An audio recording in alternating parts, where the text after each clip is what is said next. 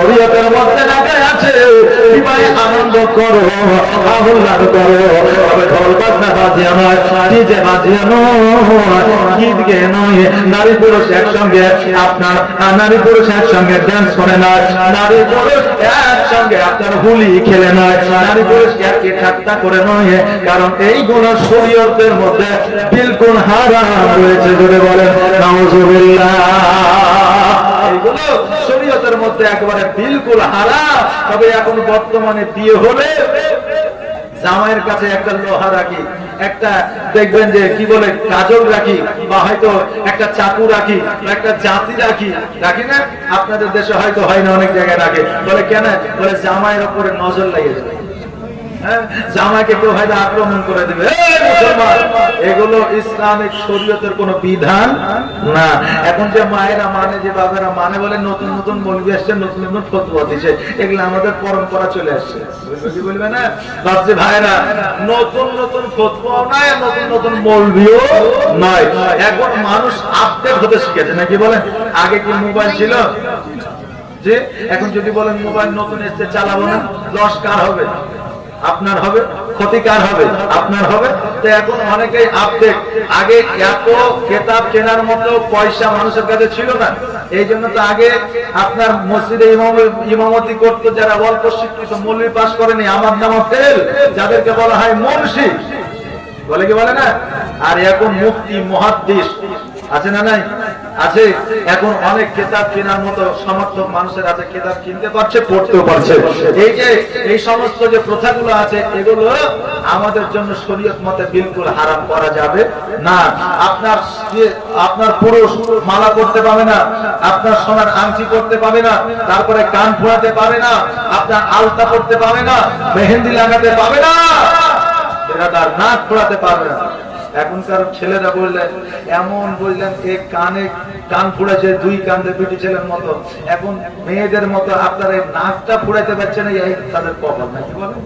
তবে কান যখন ফুরিয়ে দিয়েছে, তখন নাকও একদিন ফুরাবে নাকি? নাকও একদিন ফুরাবে।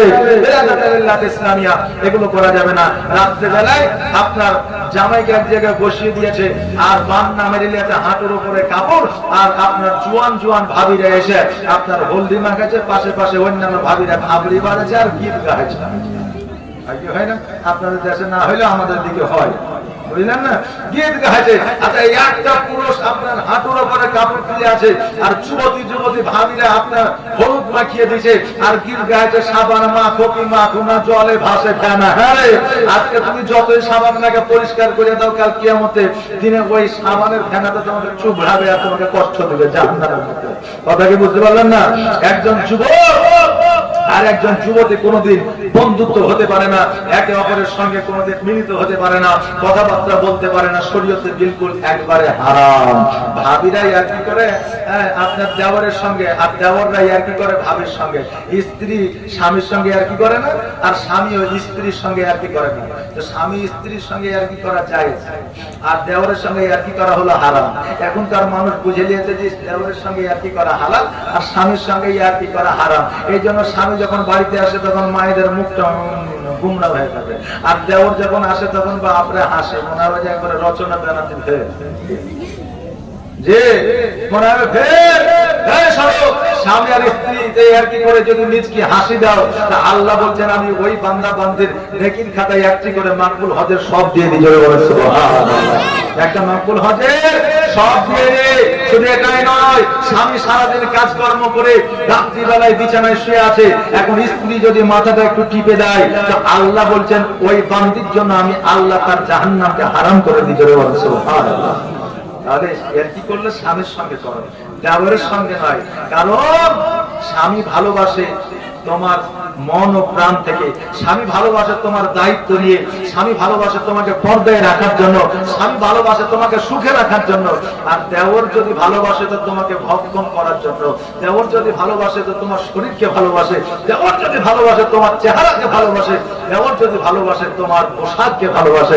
বেরাদার, শুনতে খারাপ লাগলেও এটাই কিন্তু বাস্তব, শুনতে খারাপ লাগলেও এটাই বাস্তব।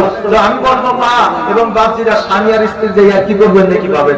এখন স্ত্রী দেখছে যে মৌলবি তো বলেছে যে স্বামীর সঙ্গে আর কি করতে, এবার বললেন বাড়িতে গেছে, যাওয়ার পরে মা বিড়ি বাঁধছে, স্বামী বললেন ইনফিন করে আপনার কালিয়াচক যাবে বের হয়েছে, আর অমনি এক বালতি পানি স্বামীর গায়ে দিয়ে দিয়েছে, আর অমনি স্বামী এক চর বিবিতে। এখন আইসা বলছে মূল বিষয়ে আপনি যে বললেন স্বামীর সঙ্গে ইয়ার্কি করা যায়, একটু বলে নাকি পাওয়া যায়, তা আমি যে স্বামীর সঙ্গে ইয়ার্কি করলাম তো স্বামী তো আমাকে মারলো, কি ইয়ার্কি করেছো? বলে এক বালতি পানি মেরে দিয়েছে। পানি দিয়ে কি করেছো? বলে হ্যাঁ। এই অবস্থায় তোমাকে আরো 4 চড় মারেনি, এই তোমার কপাল। বলে আরো 4 চড় মারেনি, এই তোমার কপাল। বলে কেন? বলে এই যে পানি মেরেছে এই মাসটা কি মাস চলছে? বলে মাঘ মাস। বলে এই মাঘ মাসে অনেকে 7 দিন ধরে গোসল করে না ঠান্ডাতে, আর এই ঠান্ডা অবস্থায় তুমি ঠান্ডা পানি দিয়েছো, তোমাকে মারেনি, এই তোমার কপাল।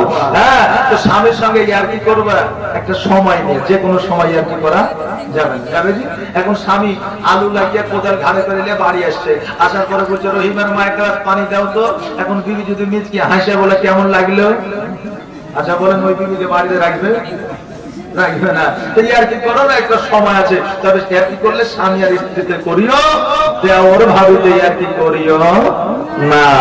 জীবনের অন্তিম কালে আজরাইল আসিয়া সোনার জীবন যাবে লইয়া, সোনার জীবন যাবে লইয়া। এত যতনে যারে রাখিলে যাহার লাগে দুঃখ কষ্ট কতই না সহিলে। এত যতনে যারে তুমি ঘরতে রাখিলে যাহার লাগে দুঃখ কষ্ট কতই না সহিলে।